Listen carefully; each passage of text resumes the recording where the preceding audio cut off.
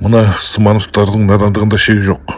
Бұлар медресе ашып, адамдарды, мұсылмандарды оқытқанына қарамастан, сол өздері не Құраннан, не діннен ештеңе сезбей кеткен бейшара сектанттар. Аллах Тағала Құранда да жаңа шіріген жапырақ ағаштың бұтағынан менің рұқсатымсыз жерге түспейді дейді.